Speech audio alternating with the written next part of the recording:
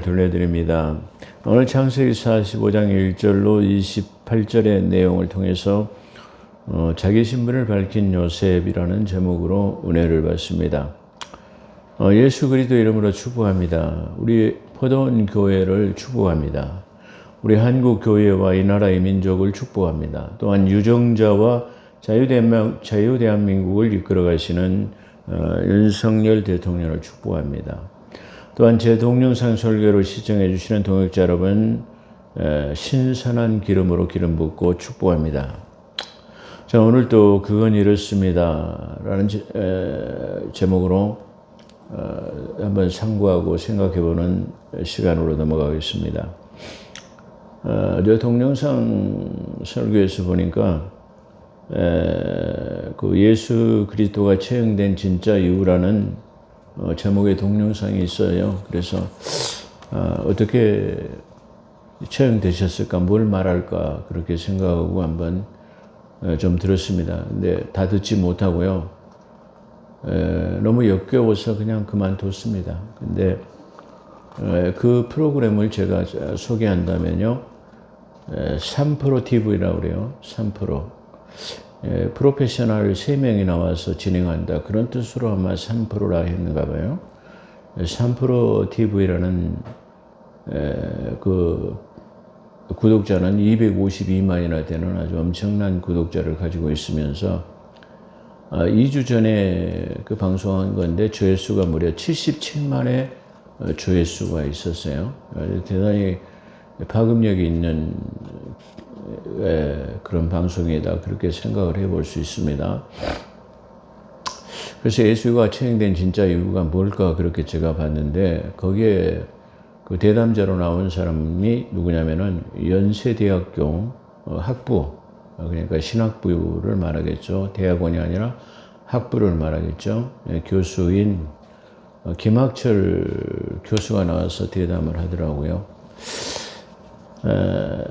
근데 제가 참 놀란 게 많이 있습니다. 근데 그 김학철 교수라는 사람이 자기는 마태복음을 기초로 논문을 제출해서 학위를 받았다고 그래요. 박사학위를 받았다고 합니다. 본인 스스로 거기서 자기가 증언을 하더라고요.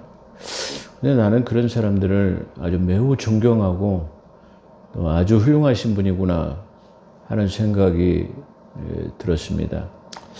또 하나님께서도 그를 보시기에 아주 대단한 사람이고 대단한 신학자이다, 그렇게 또 대단한 교육자이다, 그렇게 아마 생각하시지 않을까 그렇게 생각해 보았습니다.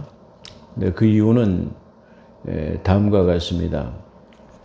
그는 그 3명의 그 패널들과 주고받는 대담에서 예수는 아버지 요셉으로부터 배운 목공일을 하기 위해서 노동자로 그 일거리를 찾는 유랑자와 같은 사람들이다, 이렇게 예수님을 표현하시더라고요.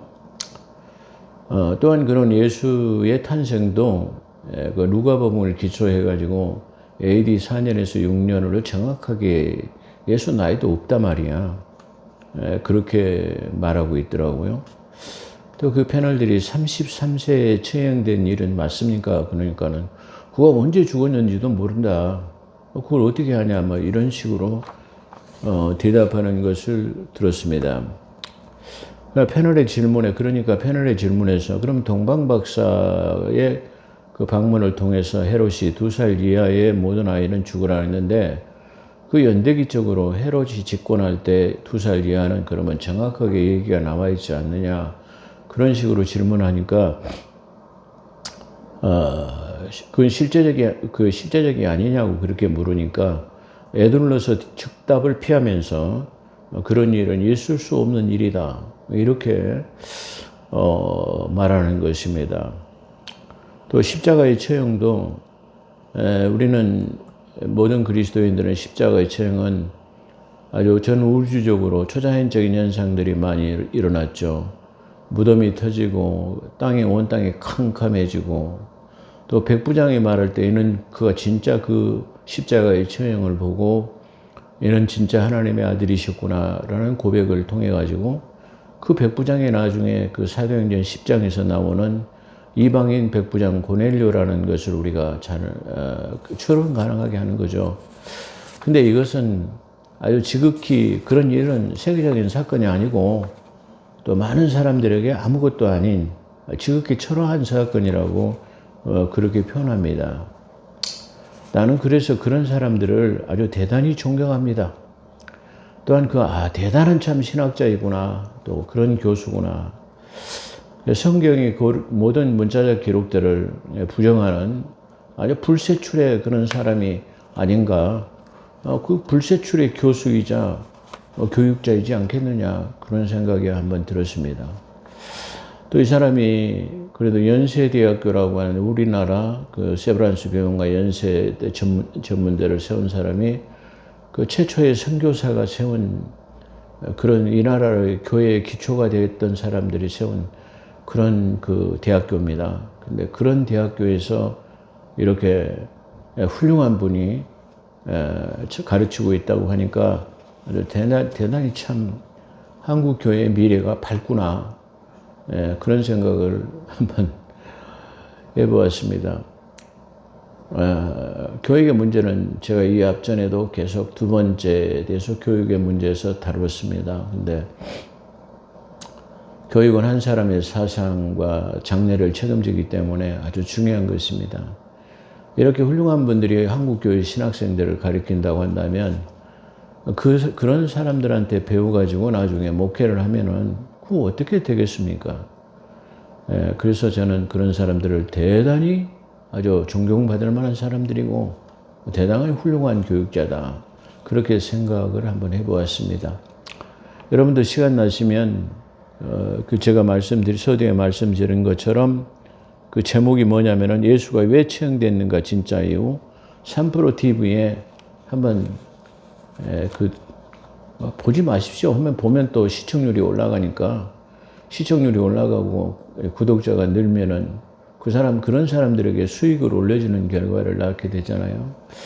그래서 제가 항상 말하지만 무슨 TV, 무슨 이렇게 성서 이야기, 기타 등등 이상한 이름들이 나오는데 실명을 검증하지 않으면 그런 동영상 TV는 삼가하십시오. 삼가하셔서 그래도 어찌됐든 간에 자기 신분을 정확하게 밝히고 어떤 교회 목회자라는 것을 밝히는 그런 동영상이라야 아마 이게 좀 유익이 되지 않겠느냐. 왜 그러냐면 거기에는 최소한도 자기 명예와 이름을 걸고 있기 때문에, 또 그리고 동영상을 올릴 때는 상당히 이렇게 주의해서 올리겠잖아요. 근데 이렇게 실명을 거론하지 않는 것들은 대단히 좀 위험하지 않겠느냐, 그런 생각을 한번 해봐서 오늘 그 김학철 교수에 대해서 한번 생각해 보았습니다. 자, 본문을 은혜 받습니다. 창세기 44장에서 베냐민을 볼모로 잡으니까 유다가 자기가 나서서 대신 볼모가 되겠다. 그 이유는 만약에 내가 아버지한테 이 아이를 데려가지 못하면 내가 대신 죽겠다라고 하는 그런 각서를 했기 때문에, 이게 만약에 이 아이가 안 가면 이 아이의 생명과 우리 아버지의 생명이 연계되어져 가지고 아버지가 온전치 못하실 것입니다. 그런 얘기를 하는 거죠. 그래서 이 아이의 생명과 아버지 야곱의 생명이 결탁되었음을 듣고 유다의 형제를 위한, 그러니까 유다가 지금 자기 동생을 위해서 대신 죽겠다고 하는 그런 마음, 그리고 이 아이에게 문제가 생기면 자기 아버지가 또한 얼마나 자기를 잃어버리고 슬퍼하신 것처럼 또 이 아이를 잊어버린다면, 자기 어머니를 사랑했던 그 두 아들이 둘 다 잊어버리게 되면 그 아버지가 얼마나 슬퍼하실까. 그걸 생각하니까 울음을 억제하지 못했다 그래요. 그래서 또 거기서 체면이 있기 때문에 울 수는 없고, 그 모든 사람들, 시종들, 그 둘러있는 신하들, 시종들을 전부 다 물러가라 말이야. 다 물리치고 자기 형제들만 남았죠. 형제들만 남았는데 거기서 그 형제들 외에는 그와 함께한 사람이 없었다고 그러죠. 그래서 그때 아무도 없는 것을 보고 요셉이 지금까지 그 참았던 그 소름이 북받쳐 올라가지고 거기서 울었는데 얼마나 엉엉 울었는지 그 담장을 넘어서 애굽 사람들에까지 들리고 또 바로의 궁까지 그렇게 들리게 되었다. 이렇게 말하고 있습니다. 그렇게 되자 요셉이 자신이 동생임을 밝히고 또 아버지의 생전 여부를 다시 한번 묻고, 그러니까 이 형제들이 11명의 형제들이 깜짝 놀라죠. 뭐라고 이게 말을 하지 못하는 그런 상황이 지금 전개된 것 같아요. 그래서 요셉이 형제들에게 가까이 오십시오. 이렇게 해가지고 당신의 아우였던 그 요셉이 그 누구냐, 당신이 판 요셉이 지금 당신들이 팔았다라고 그렇게 생각하지 마십시오. 또 그랬다고 해가지고 근심하거나 걱정하지 마십시오.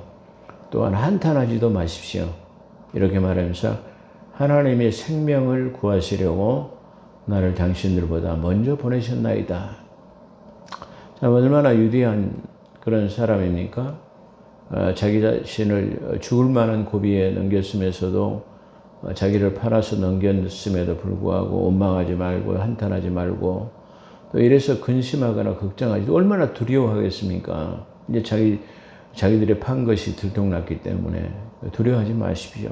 이게 하나님의 섭리였단 말이에요. 그래서 하나님의 생명을 구하시려고 나를 먼저 보내셨나이다. 그렇죠? 그러니까 지금 그 형제들이 얼마나 두려워하고 있는 상태에서 이것이 다 하나님의 섭리입니다. 이렇게 지금 말하는 것을 우리가 볼 수 있습니다. 그래서 이 일은 기근으로 인해서 식량 부족의 대환란을 대비하기 위한 것이 아니냐는 뜻으로 보여집니다. 그렇죠? 그러니까 다시 말하면 대환란 전에 우리는 공중들림이라는 것을 통해서 다 구원을 받게 될 것입니다. 환란을 통과하지 않죠. 그러나 또 환란 중에 있는 그들에게도 때를 감하셔가지고 그 때가 너무나 전무후무한 그런 환란이기 때문에 그 때를 감하지 않으면 한 사람도 살아남을 만한 사람이 없기 때문에 하나님께서 그 때를 감하셨다고 그랬어요. 근데 여기서 당신들을 보존하기 위한이라는 내용이 보존이라는 말이 나옵니다. 그래서 하나님께서는 그 대환란을 통해서도 각 지파에 1만 2천 명씩을 12지파를 통해 가지고 14만 4천 명이라는 그루터기와 같은 믿음의 사람들을 남겨놓았다라는 것을 우리가 이 성경을 통해서 또 데살로니가 전서를 통해서 요한계시록을 통해서 우리가 알 수 있다. 이렇게 말할 수 있을 것입니다. 지금 농촌에서는 아주 황금들녘이 돼가지고 많은 수확량을 올리고 있습니다. 근데 많은 그 풍년임에도 불구하고 농부들이 근심에 쌓여 있습니다. 왜 그러냐면 수출이 많이 나도 정부 수매가 적기 때문에 많은 쌀이 지금 창고에 남아돌기 때문에 수매는 적어지고 그러기 때문에 또 쌀값이 내려가고 그러기 때문에 이 농민들이 고심을 하고 있습니다. 근데 이 성경적 근거를 보게 되면 이 풍년이 들었을 때 많은 양곡들을 정부에서 추경 예산을 세워서라도 수매를 해야 됩니다. 반드시 이 성경적 근거를 보게 되면 7년 대풍작을 통해 가지고 그 다음에 7년 대흉년이 왔다라는 것을 우리가 볼 수 있습니다. 북한은 계속해서 이게 흉작이 들고 소출이 적지만 우리 남한은 계속해서 엄청난 지금 풍년을 계속해서 가져오기 때문에 엄청난 보유량의 쌀을 가지고 있습니다. 그렇기 때문에 지금 정부에서는 지금 그 추경 예산을 세워서라도 이 어려울 때를 생각해서 정부에서 쌀을 수매해야 될 것입니다. 농부들은 지금 외국에서 수입하는 그 쌀을 수입하지 않으면 되냐 이렇게 말하고 쌀 수입을 중단하라고 하는 그런 야권에서의 그 현수막들을 많이 보게 됩니다. 그건 안 되는 말이죠. 왜 그러냐면은 미국의 곡물 시장에서 이 쾌타적으로 운영되는 이 곡물은 한 번 정해진 양을 줄여버리면 다시는 늘릴 수 없기 때문에 그 정해진 양은 그대로 들어와야 됩니다. 다시 말하면 이 흉작을 대비하기 위해서 그 퀘타대로 정해진 곡물은 계속해서 들어와야 되기 때문에 결론적으로는 어떻게 해야 되느냐 그러면 정부에서 그럼에도 불구하고 수매를 해야 된다라는 생각을 해서 우리가 어려울 때를 대비해야 되지 않겠나, 이게 성경적 근거가 되지 않겠느냐 한번 그렇게 생각을 해봅니다. 그래서 이 말은 기근으로 인해서 식량 부족에 대한 난을 대비하기 위한 것이 아니라는 뜻으로 보여집니다. 이 땅의 환란이 2년 동안 들었지만 아직도 5년 동안은 밭가리도 추수할 수도 못합니다. 그래서 하나님이 이 큰 구원으로, 다시 말하면 이 큰 구원으로 당신의 그 믿음의 씨앗들을 보존하기 위해서라는 그런 뜻이죠. 큰 구원으로 당신들의 후손들을, 누구를 보존한 후손들을. 그래서 이스라엘의 결국은 그 대환란을 통해 가지고 14만 4천이라는 후손들을 보존해 있다라는 말이죠. 이 보존이라는 뜻은 바로 그런 뜻입니다. 그래서 보존하시려고 나를 당신들보다 먼저 애굽으로 보내셨습니다. 이렇게 된 것이 하나님의 큰 구원의 섭리였습니다라고 그렇게 고백하는 것입니다. 얼마나 위대한 신앙 고백입니까? 누구를 원망하기보다는 이게 하나님의 섭리가 있었다라는 것을 우리가 봅니다. 우리가 시련과 고난을 통해서 정금처럼 나온다고 하는데 우리의 삶 속에서도 우리는 고난과 시련이 그 하나님의 큰 구원의 섭리인 것처럼 때로는 우리도 시련이 닥치면은 하나님의 섭리를 기억해야 할 것입니다. 원망하고 누구를 어떻게 하는 것보다는 이 일을 통해서 하나님께서 나를 이루시고자 하는 것이 무엇인가, 내가 무엇을 잘못해서 그걸 돌이키시를 원하는가를 우리가 한번 생각해 봐야 될 것입니다. 그렇잖아요. 우리가 한번 사업을 하다가 실패를 해도 실상은 실패를 함으로써 정신적 고통과 많은 물질적인 손해를 가져오기도 합니다. 그렇지만 그걸 통해 가지고 우리는 많은 교훈을 얻게 됩니다. 그런 것처럼 우리는 우리의 닥치는 시련과 고난을 그 시련과 고난으로만 생각하지 말고 앞으로의 이것을 통해서 내가 어떻게 이 내 삶을 개척해야 할 것인가, 하나님의 뜻이 어떻게 나에 대해서 일하실 것인가를 우리가 먼저 생각해 보아야 될 것이다. 그렇게 생각을 한번 해봅니다. 자, 그런즉 하나님의 뜻을 우리는 구해야 할 것입니다. 시련과 고난이 닥친다 할지라도 그렇게 해야 할 것입니다. 또한 우리는 이 지금 한국 교회의 어려움을 통해서도 우리가 어떻게 앞으로의 비전을, 그리고 앞으로를 어떻게 해야 될 것인가. 제가 그 교회의 문제를 다룬 것처럼 우리는 건물만 높여갈 것이 아니라 교육에 투자하고 전도에 집중적인 전도를 통해서 다시 말하면 이런 것들이 안티크리스트를 제거해야, 척결해야 될 것입니다. 그렇잖아요. 우리는 요소에서 서두에 말씀드린 것처럼 바로 안티크리스트 같은 것, 하나님의 성경을 정면적으로 기록된 말씀을 부정해버리는 그런 경우가 생기기 때문에 그런 얘기를 들으면 자연적 부정적인 생각을 통해서 교회가 무너지게 되고 교회를 떠나게 되고 이렇게 된다. 그렇게 볼 수 있어요. 그렇기 때문에 교육이 얼마나 중요한가를 우리가 다시 한번 생각해 보게 하는 그런 대목이다. 그렇게 생각할 수 있고요. 또는 이게 교회의 교육의 부재를 통해 가지고 우리는 늘 이게 영적으로 갈급해야 하니까 다른 것을 이렇게 기웃거리잖아요. 그러다 보니까 그런 이단에 빠지고 그런 잘못된 교육관에 빠지게 되고 그렇지 않겠느냐, 그렇게 생각해 봅니다. 그렇기 때문에 이게 교회는 잘 가르쳐야 하는 의무가 있습니다. 성경 교사라야 된다라는 말이죠. 그래서 교회에서는 성경 공부에 대해서 더 매진해야 된다, 더 정진해야 된다, 그의 목회자가 더 치중을 해야 된다라고 그렇게 한번 생각을 해볼 수 있습니다. 자, 그런즉 나로 이리로 판 것은 당신들이, 나를 이렇게 애굽에다 팔아버린 것은 당신들이 아닙니다 말이야. 그래서 팔아버린 것은 하나님이시고 바로를 아버지 삼아서 그의 온 집을 주로 삼으시고 애굽의 온 땅의 통치자로 삼으셨으니 당신들은 지체하지 말고 속히 아버지 아들과 손자들의 양과 모든 소와 소유를 가지고 와서 고센 땅에 머물러 나를 가깝게 지내소서라고 그렇게 말합니다. 그러니까 여기서 지금 이 고백은 바로 성부 하나님과 성자 하나님의 관계. 다시 말하면 여기서는 바로가 성부 하나님의 그 예표적인 사건이고 요셉은 성자 하나님을 예표적인 사건으로 하나님께서 나에게 모든 소유를 맡기시고 온 땅을 치리하도록 하신 그런 관계를 지금 이게 문자적으로 그렇게 설명하고 있다. 그렇게 볼 수 있어요. 여기서는 바로와 그 요셉의 총리를 생각할 것이 아니라 성부 하나님과 성자 하나님의 관계를 통해서 온 땅을 아버지가 아들에게 위임하신 그런 것을 지금 말하고 있다. 그렇기 때문에 내가 내 아버지의 모든 소유를 데리고 와라 말이야. 어디에 머물라? 고센 땅에 머무르라. 그렇게 말했어요. 이 고센은 애굽 사람들은 그 목축업을 하는 똥냄새 나는 사람들을 제일 싫어해요. 그렇기 때문에 그 목축업을 하는 가장 좋은 목초지가 고센이라는 곳이에요. 그래서 거기서 살 수 있도록 그렇게 해놨어요. 고센 땅에 머물도록. 그래서 우리 고센모피라는 말도 들어봤죠. 고센은 아주 목초지가 아주 잘 발달된 곳으로 거기서 나오는 모피는 아주 좋은 모피가 되지 않겠느냐. 그래서 고센모피라는 그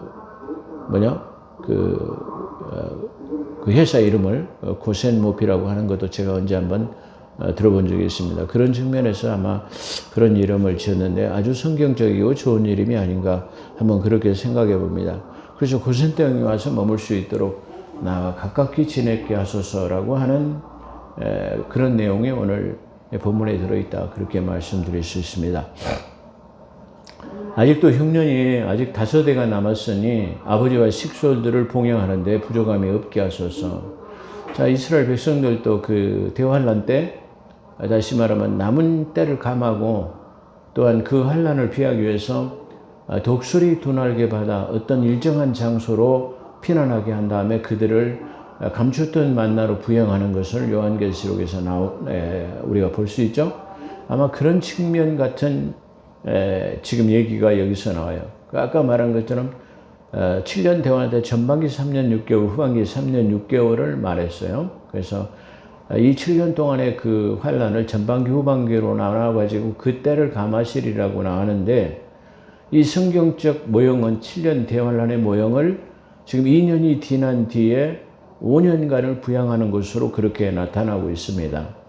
그렇기 때문에 아마 3년 6개월, 3년 6개월은 우리가 지금까지 우리가 알고 있는 정설이기도 합니다. 그런데 성경은 모든 것을 모형적인 것을 가지고 있고 그 역사를 통해서 반복 교육되어진다라는 것, 그것을 통해서 우리가 교훈을 얻는다라고 말씀드렸는데요. 그런 측면으로 생각해 보게 되면 7년 대환란 때 2년이 지난 후에는 나머지 5년 기간은 하나님께서 우리를 부양하시기 위해서, 물론 대환란을 남게 되면 안 되죠. 저 대환란을 통과해야 하는 사람은 예수 그리스도를 자기 구주로 받아들이지 않는 저 유대인들을 말하고 있습니다. 유대인들. 그러나 예수 그리스도를 구주로 믿어서 구원받았다고 한다면 환란이 닥치기 전에 우리는 공중 들림이라고 하는 것을 통해서 환난을 겪지 않게 될 것이라는 것을 우리는 성경을 통해서 여러 번 누누이 공부한 적이 있습니다. 자, 그런 측면으로 우리가 생각해 보면 될 것이다. 그래서 성경적 모형의 근거는 3년 6개월이 아닌 전반기 2년과 후반기 5년으로 이렇게 나눠볼 수도 있다. 다시 말하면 그래서 우리가 지금까지 가지고 있는 정설 중에 이것을 우리가 다시 한번 성경적 근거를 상고해 보는 것도 좋다. 물론 지금 조금 전에 제가 말씀한 것처럼 그리스도인들은 환난을 통과하지 않기 때문에 중요한 것은 아닙니다. 그러나 만약에 교회 안에서 공중 들림을 받지 못하고 남아있는 사람들은 이 환난을 반드시 통과해야 할 것이기 때문에 또한 환난도 가르쳐야 된다. 그렇게 말씀드릴 수 있어요. 예를 들어서 1000명의 성도가 있다고 한다면, 10,000명의 성도가 있다고 한다면 거기서 10%, 20%, 100명이나 200명 또는 1000명이나 2000명이 구원받지 못한다고 한다면 그 10,000명 중에 1000명을 위해서라도 우리는 이 교육을, 다시 말하면 대환란에 대한 교육을 가르쳐야 된다. 그렇게 말할 수 있어요. 이 대환란은 다시 말해 이마나 손에 다시 말해 바코드를 받지 않으면 매매할 수 없는 예수 그리스도를 부정해야만 하는 그런 시대가 도래합니다. 그렇지만 그럼에도 불구하고 죽음을 무릅쓰고 우리는 그걸 거부하고 예수 그리스도를 나의 구주로 믿었을 때 2차 공중 들림을 받게 된다라는 것. 그러니까 디알라를 통과한다면 뭐죠? 믿음과 행위가 수반돼야 된다는 동시적으로. 지금 행위가 수반되지 않는 바로 믿음만 있으면 구원을 받지만 환난을 통과할 때는 믿음과 행위가 동시로 행동으로 믿음이 행동으로 나타나야 된다. 실제적으로 그걸 성경에서 말하고 있다. 그렇게 말씀드릴 수 있습니다. 또한 고센 땅은 우리가 풍요로운 목초지가 있는 땅으로서 유목민이 살기에 아주 좋은 땅이라고 아까 제가 고센 모피에 대해서도 말씀드렸습니다. 요셉의 자신의 이 말은 애굽의 모든 부귀영화를 당신들이 지금 내가 이 총리로서 얼마나 부귀영화를 누리고 있다는 걸 알지 않습니까? 내 명예를 걸고 내가 약속하겠습니다. 그리고 내 여기 친동생 베냐민의 이름을 걸고 내가 맹세할 테니까 다시 말해 의심을 거두고 내 아버지를 모셔오십시오 라는 그런 내용이죠. 그래서 내가 그 애굽에서 누리는 모든 영화를 당신들이 보았습니다 말이야. 그리고 내 동생과 내 이름을 걸고 내가 맹세한다. 그런 말이죠. 그래서 요셉은 자기 동생 베냐민의 목을 안고 울었습니다. 얼굴을 어금맞대고 울었다. 그런 말이죠. 엉엉 얼마나 울었습니까? 그래서 울었을 것 같아요. 그래서 얼굴을 어금맞고 또한 형들과 입맞추고 우니 그때서야 그러니까 그 두려움에서 동생을 팔아버렸는데 그 동생이 총리가 돼가지고 지금 이게 호령하고 있으니 얼마나 두려웠겠습니까?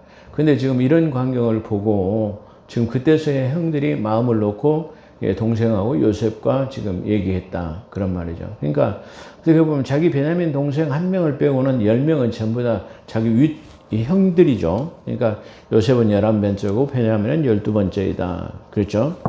그러니까 아마 우리가 베냐민을 다시 한번 생각해 보면 자기 어머니 라헬이 적과 꿀으리는 가나안 땅을 올라가다가 이 로정 중에서 죽어버렸어요. 이게 다시 말하면 어떻게 보면 난산했는데 그 어머니가 이 아이를 낳고 죽어버렸어요. 그래서 아마 이 아이는 그 나중에 바울의 증언을 보게 되면 만삭되지 못해서 태어났다고 그래. 베냐민 지파가. 나는 베냐민 히브리인 중에 히브리인이요. 또 바리새파 중에서 바리새파 사람이요. 또 그렇게 말하면서 나는 베냐민의 사람이다. 그런 말이죠. 그래서 베냐민의 사람이라는 말은 이게 지금 12번째의 그 지파이고 또한 그 베냐민 지파는 사울이 그 최초의 왕이 사울이다. 거기에는 내가 베냐민 지파라는 말은 나는 왕족이다. 사울의 왕족. 또 다른 말로는 성경적으로 12지파 중에서의 베냐민 지파다라는 것을 나타내고 있다. 그렇게 말할 수 있어요. 그러니까 아마 이 베냐민은 그 어머니가 가나안 땅에 올라가다가 길가 여정 중에서 나버렸는데 아마 만삭되지 못한 그런 상태에서 지금 아이가 잉태된 것 같아요. 죽기 전에 잉태한 그 산모를 통해 가지고 아이만 구출한 것 같아요. 그래서 아마 만삭되지 못했다. 그러니까 이렇게 태어난 동생이기 때문에 얼마나 더 애착이 가고 사랑스러운 동생이었겠는가 그렇게 생각해 볼 수 있습니다. 그래서 이제 그 동생과 어긋맞대고 요셉이 지금 그 형제들이 이제 마음을 놓고 그들과 얘기를 하게 됐다. 그렇게 말하죠. 요셉은 형들이 왔다는 소식을 그 울음을 통해 가지고 우니까 막 촥촥 울고 난리가 나니까 알아보니까 요셉의 형제들이 다 형제들이었다더라 말이야. 그러니까 신하들이 기뻐하고 바로도 요셉에게 모든 지원을 아끼지 말고 다 해라 말이야. 그래서 애굽의 모든 좋은 것과 기구들을 아끼지 말고 형제들을 도와라. 그리고 내 부모 형제들을 모셔다가 봉양하라고 하는 그런 내용을 지금 우리가 볼 수 있습니다. 이 내용을 보게 되면 우리가 문자적인 지금 이 바로와 요셉 그리고 형제와 아버지의 관계를 생각하지 말고 제가 항상 그 성경에 감춰진 영적 진리의 비밀을 우리가 깨달아야 그 성경이 진짜 진수의 맛을 볼 수 있다라고 그렇게 말씀드린 것처럼 그런 관계를 우리가 잘 생각해 봐야 된다. 그렇게 말씀드릴 수 있을 것입니다. 그래서 애굽의 파라오는 모든 좋은 것과 기꺼를 아끼지 말고 해라. 그래야 이스라엘 아들들이 그대로 행하고 그 아들들은 12명을 다 말하는 거죠. 바로는 그들에게 수레와 길냥식과 각기 좋은 옷 한 벗을 줄 때 특별히 지금 친형제였던 베냐민에게는 은 300냥을 줬어요. 은 300을 줬어요. 엄청난 이 돈을 준 거죠. 그 다음에 옷도 여기서 몇 벌을 줬어요? 5벌을 줬어요. 아까 음식을 차릴 때도 5번을 줬는데 5에 대해서는 이 앞전에 말씀을 드렸습니다. 아주 특이한 의미를 가지고 있다. 그러니까 내 어머니가 죽고 너를 얻은 동생이야. 죽음을 나타내는 그렇게 너를 얻은 귀한 동생이라 그렇게 말씀드릴 수 있습니다. 또한 그 아버지를 보낼 라기를 10피를 이게 아버지에게 보낼 거기에다가 각종 보물들을 싣고 또 그 양식을 싣고 그다음에 아름다운 보물과 그다음에 암나귀에도 10피를 에다가 길냥식과 떡과 양식을 보냈어요. 그렇죠? 열이라는 것은 열방을 말하죠. 리브가를 보낼 때도 10명의 그 낙타에다가 보물을 싣고 왔다 그렇게 말하죠. 열방을 향한 그런 뜻을 가지고 있어요. 모든 사람이 구원의 길이 열어졌다라는 것을 의미할 수도 있습니다. 자, 지금 그걸 말하는 시간은 아니고요. 자, 그 형제들이 이루어진 이 모든 사실을 지금 아버지 가나안 땅으로 돌아왔어요. 이렇게 해가지고 다 모든 것이 풀어지고 기쁨과 즐거움으로 그냥 10마리 나귀에다 암나귀에다가 지금 바득발이 싣고 모든 기구에다 11명의 형제들이 그걸 다 싣고 지금 돌아와가지고 아버지 우리가 그 잃어버렸던 그 요셉이 살아 있습니다. 그 애굽의 총리가 돼가지고 이렇게 많은 보물을 그리고 식량을 우리에게 줬습니다. 그리고 또 남은 기근이 앞으로 5년이나 남았다고 하는데 그쪽으로 가서 아버지를 봉양하겠다고 하니 우리가 이 가나안 땅을 떠나서 저 애굽으로 갑시다. 그렇게 해가지고 지금 들어가는 내용입니다. 어떻게 보면은 지금 사도행전을 강의하고 있는데 스데반 집사의 내용 속에서도 이게 나오고 있죠. 어떻게 보면 그래서 성경은 이 창세기와 마태복음의 가장 연관성을 가지고 있다 하지만은 모든 성경은 다 연관성을 가지고 있다라는 귀결되어진다. 이렇게 말할 수 있을 것입니다. 그래서 그것을 말하니까 이 지금 야곱이 지금까지 마음에 걸렸던 그런 것들의 기쁨으로 지금 받아들이고 그렇다고 한다면 내가 속히 가서 내 아들을 보리라 라고 하는 그런 내용을 우리가 볼 수 있습니다. 오늘 말씀드린 것은 창세기 45장을 압축해서 드린 내용의 말씀입니다. 앞으로 46장, 47장, 48, 49, 50장을 이와 같이 압축한 내용으로 이 창세기를 마치고 그 다음에 출애굽기를 계속해 갈 예정입니다. 여러분들이 그를 위해서 기도해 주시고 제 동역자들, 성도 여러분, 대동영상을 시청해 주신 분들도 이와 같이 좋아요, 구독 눌러주시고 또 앞으로 좋은 강의가 되어질 수 있도록 기도를 부탁의 말씀을 드립니다. 기도하겠습니다. 거룩하시고 자비로우신 하나님, 오늘도 부족한 종을 세우셔서 하나님의 귀한 말씀을 증거했습니다. 거기에는 감추인 만나와 같은 귀한 금과 옥조와 같은 귀한 영의 양식들이 들어있습니다. 우리가 겉만 보는 게 아니라 하나님의 깊이 있는 감춰진 만나를 발견할 수 있는 귀한 믿음들이 되어져서 흔들리지 않는 믿음, 어떠한 이단 사슬과 하나님 아버지 그런 인본주의 신학이 그런 것들이 만연되고 이단들이 만연된다 할지라도 굳건한 자리의 신앙 믿음의 굳건에 서서 우리 신앙과 믿음을 지킬 수 있는 복된 삶이 될 수 있도록 아버지 함께하여 주시옵소서. 순천 포도원교회 동영상 설교를 하나님 축복합니다. 함께하신 것 감사하며 우리 우주 예수 그리스도 이름으로 감사하기도 드리옵나이다.